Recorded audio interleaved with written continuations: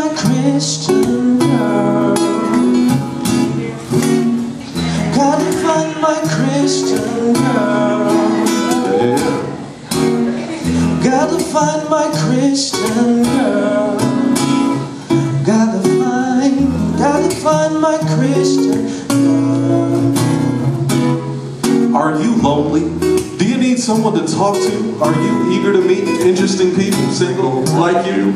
If you answered yes to all of the above, you may be depressed. May I suggest falling in love? Call 1-800-YADA-YADA-YADA. We've all seen it. If you called it, then you've got a lot of problems. But I'm not condemning you, because I've conducted interviews with sisters whose souls are in worse shape than my tennis shoes, and I've been a fool before. Opened up the door to my heart, fell in love but fell apart with the Lord. Listen, this time I'm looking for the best of both worlds.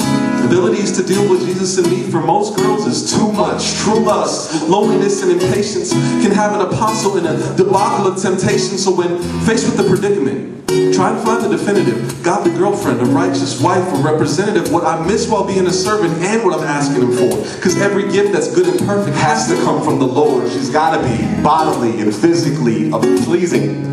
It precedes a blessing whenever breathing, beaming with compassion in a ladylike fashion. She's honest, modest, and doesn't have to have a mission. Her character's invaluable. She's humorous and she's honorable. Tries to live holy, and that holds me accountable. Knows how I can be with patience and tolerance. She shows me the love spoken of in Corinthians, and not gonna tip me with knocking the boots. The only thing she offers me is spiritual fruit. Spiritual fruit. So respectful, wise, kind, and clever, smart, and don't get me started, because I'll go on forever. And I guess I'm preparing you for calling you boo.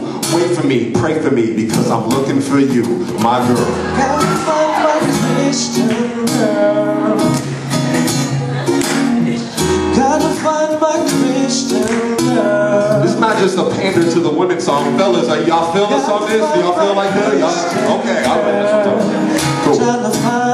Alright, so my name's Adam, alright? So I figured I'd look in the Bible, and it was like, flesh of my flesh, bone of my bone. Oh God, I seek you, and I beseech you on the throne. My desire's already known, to stay within the righteous cones. I desire to find that one who can duplicate my chromosomes, turn my house into a home, recite Song of Solomon poems, loving her skin tone, knee deep in the love Jones. The vision of her I've been shown, dedicated to it I'm prone. But I had to realize there's a ministry in being alone. Once I recognized that, even with the force of a hi-hat, I needed not yet to seek, but rather to sleep and to lie back, so that I might give out of the just my right rib. When I awoke would be Eve lives, and she'll shine with the radiant beauty of lip balm, equipped with songs, but God's great at designing women like that sitcom, soft sitcom, not panicking nor frantic when dealing with females fitter than mannequins, pulling all types of shenanigans. I'm managing along this lonely walk, not being too preoccupied, so to God I've got time to talk. It'd be a thrill to stay in His will. Blessings would be bountiful, and covenant with my Eve, holding one another accountable. See, I'd be made in God's image, and she'd be fashioned in His glory. So for my chapter to be complete, she must uniquely finish my story. Then God know all the above, I said my spirit cries for her. Out of love He said, I know your flesh has to die for her. That's where I'm at now, giving my body a daily slaughter.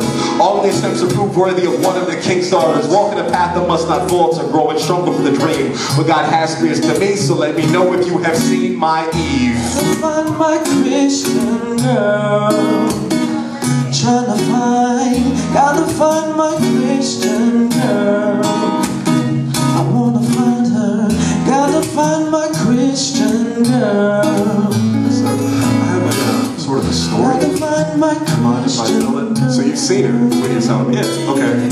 I've seen her often, off in the distance, talking to infants and strollers while their mothers are watching with instincts of pride of having such a beautiful baby that a beautiful babe then would view in amazement. Nice. Now to you it just may have been a girl looking at a newborn, but to me it's like a perfect fit without the use of shoehorns. See, I want to get married and have kids and live in a nice home with a wife who carries aspirins with her and writes poems, and I think I've got a candidate. For real? Honestly, in hopes of great things filled my mind as I pondered my approach. What should I say? This could be the girl I settled down with, marry and have her name changed like 7 fluid ounces. Floods of images coming in and just robbing me of motor skills and speech ability, and I'm seeing this tunnel vision of my future with her.